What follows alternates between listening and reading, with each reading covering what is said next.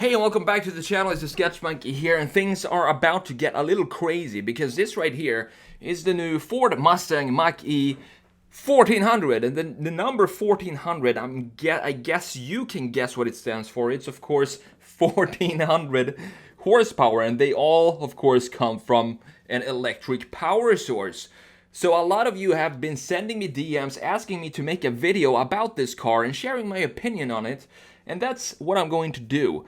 In this video, I'm going to go over the spec and tech of this Mustang, why it exists, and the reason why I'm a little bit confused by it. And last but not least, we're gonna do a quick little redesign to see if we can turn these styling features that are over the top and meant for testing and for the track. We're gonna take those styling features and see if we can mold them into more of a street-friendly Mach-E RTR package. So what is the Mach-E 1400 here? Well, it's kind of an experiment by Ford and ready to rock, and shows just how much performance, power, and not to mention torque can be harnessed in the new era of electric vehicles. Ford Mustang Mach-E 1400 has 7 motors, and that is 5 more than the top-of-the-line production version, the Mustang Mach-E GT. 3 of those motors are attached to the front and 4 to the rear, with a single drive shaft connecting them to the differentials.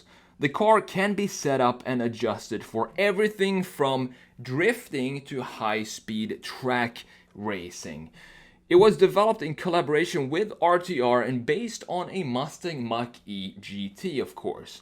It's the result of thousands of hours of collaboration by Ford Performance and RTR, and the idea here is to show customers the potential of electric performance. There weren't really any set rules during the development of the concept, and tools from both Ford racing program and production cars were used to create this beast. The aerodynamics are optimized for shape and location and can be adjusted in many ways, with a focus on cooling ducts, front splitters, dive planes, and this massive park bench rear wing. The chassis and powertrain are set up so that you can switch between different layouts and their effects on energy consumption and performance, including rear-wheel drive, all-wheel drive, or you can even have it be all front-wheel drive. And of course, this being an RTR, there are a drift setup that have completely different front-end configurations, like control arms, and even the steering changes for allow to extreme steering angles in drifting. Power delivery can also be adjusted to be split between front and rear 50-50, or you can have 100% either front or 100% rear. And since we have this massive wing in the back, that in combination with all of these other small aerodynamic changes to the Mach-E here, this creates a downforce of 2,300 pounds at 160 miles per hour. The 56.8 kilowatt hour battery and the entire system in this car is designed to be cooled during charging, and this in turn decreases the time needed between runs. Mustang Mach-E 1400 features Brembo brakes like the Mustang GT4 race car and a hydraulic handbrake that's essential when it comes to drifting, of course. This concept is set to be introduced to the public at a NASCAR race and serves as a test bed for new materials. The hood, for example, is made out of organic composite fibers, a lightweight alternative to the carbon fiber that comprises the rest of the vehicle. Me personally, I kind of like this styling of the Mach-E. It definitely works the best from a lower 3/4 rear view. I've never been a huge fan of the front design of either this concept car or the stock one. And of course, I've done a redesign of the Mach-E earlier this year, which I linked to down in the description if you want to go and check that out. The 1400 here is a little bit over the top when it comes to styling for street use. So What if we turned it down just a little bit like that and removed the decals and graphics of the car and made it more street friendly? What would that look like? Let's have some fun and find out.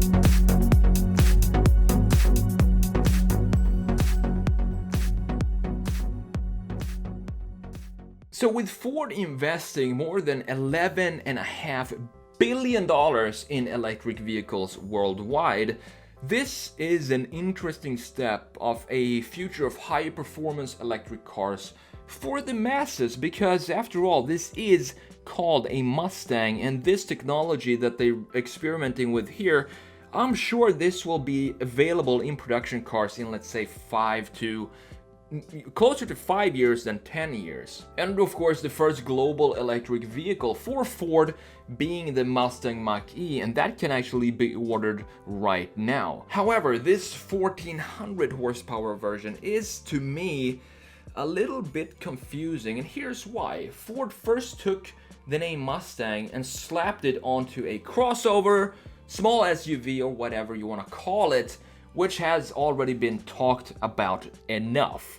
And that's fine. I'm fine with that. It's great for marketing purposes, especially when it's Ford's first electric car. Just attach the most recognizable nameplate to the car to give it history and legacy, when in reality it doesn't have any of that, since it's a brand new segment of car. This, however, this 1400 here, it feels a little overkill for this type of car package. I mean, you can't escape the fact that this is still a high-riding small SUV, which will affect the performance of the car. It's as if they're really trying super hard to hammer in this model into the Mustang lineup. It's like pumping a donkey full of steroids to desperately try and have it enter into a horse race. It doesn't matter what you do. Underneath it all, it's still just a donkey. The bottom line here is that the technology here is super cool, and this whole stunt is great for marketing the new Mach-E. But to me, it feels like there is something missing. The Mach-E 1400 kind of feels a little misplaced.